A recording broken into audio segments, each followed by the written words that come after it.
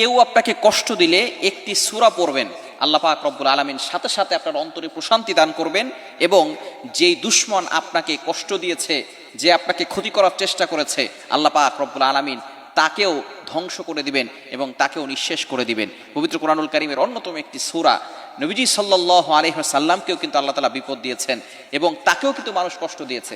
মানুষের প্রতি মানুষের দুশমন থাকে, ভালো মানুষের কাছে দুশমন আরো বেশি থাকে। বিশেষ করে নবীজি সাল্লাল্লাহু আলাইহি সাল্লাম, তার মতো শ্রেষ্ঠ মহামানব আর কেউ হতে পারে না। আমাদের নবীর দুশমন ছিল নাকি ছিল না? ইব্রাহিম আলাইহিস সালাম সবচেয়ে ভালো মানুষ, যার নাম উপাধি আল্লাহ তাআলা খলিলুল্লাহ দিয়েছেন, আল্লাহ তাআলার বন্ধু হিসেবে তিনি উপাধি দিয়েছেন। সেই ইব্রাহিম আলাইহিস সালামের দুশমন ছিল নাকি ছিল না? নমরুদ ইব্রাহিম আলাইহিস সালামকে আগুনে পোড়াতে চেয়েছিল, 40 দিন পর্যন্ত এই আগুনকে প্রজ্বলিত করেছে। আল্লাহ পাক রব্বুল আলামিন যেহেতু ভালো মানুষ, ইব্রাহিম আলাইহিস সালাম তিনি হচ্ছেন নবী, তার মতো ভালো মানুষ হতে পারে না।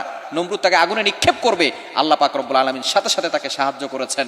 আগুনকে ডিরেক্টলি অর্ডার করেছেন, কুলনা ইয়া নারু কুনি বারদাও ওয়া সালামান আলা ইব্রাহিম, হে আগুন, আমার ইব্রাহিমের জন্য তুমি শীতলময় ঠান্ডা হয়ে যাও, এমন ঠান্ডা হয়েও না যাতে করে সে কষ্ট পায়। সুতরাং 40 দিন পর্যন্ত ইব্রাহিম আলাইহিস সালামকে নমরুদ আগুনে নিক্ষেপ করে রেখেছিল, একটা পশমও এই আগুন জ্বালাতে পারে নাই। সুতরাং ইব্রাহিম আলাইহিস সালামকে হেফাজত করেছেন কে? এই বিপদে কেউ কষ্ট দিতে চাইলে, বিপদে ফেলতে চাইলে আপনি সূরা পড়লে আল্লাহ পাক রব্বুল আলামিন আপনাকে বিপদ থেকে উদ্ধার করবেন। নবীজি সাল্লাল্লাহু আলাইহি ওয়াসাল্লামকে আবু জাহেল কষ্ট দিয়েছে, উতবা শাইবা কষ্ট দিয়েছে। নবীজি সাল্লাল্লাহু আলাইহি ওয়াসাল্লাম বদরের যুদ্ধের সময় এই আবু জাহেল, উতবা শাইবা সব শেষ হয়ে গিয়েছিল।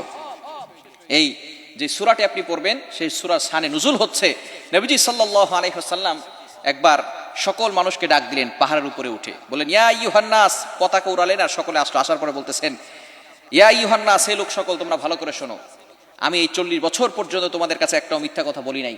আমি যদি বলি পিছন দিক থেকে একদল লোক আসতেছে আমাদের উপর আক্রমণ করবে, তোমরা কি বিশ্বাস করবে?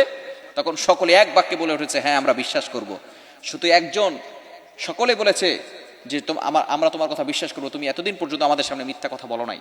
তখন নবীজি সাল্লাল্লাহু আলাইহি ওয়াসাল্লাম বললেন, আমাকে আল্লাহ তাআলা নবুয়ত দিয়েছেন, আমি নবী হয়েছি, সুতরাং তোমরা কালিমার পথে ফিরে আসো, বলো লা ইলাহা ইল্লাল্লাহ, আল্লাহ পাক রব্বুল আলামিন তোমাদেরকে সফলতা দান করবেন দুনিয়া এবং আখিরাত উভয় জগতে।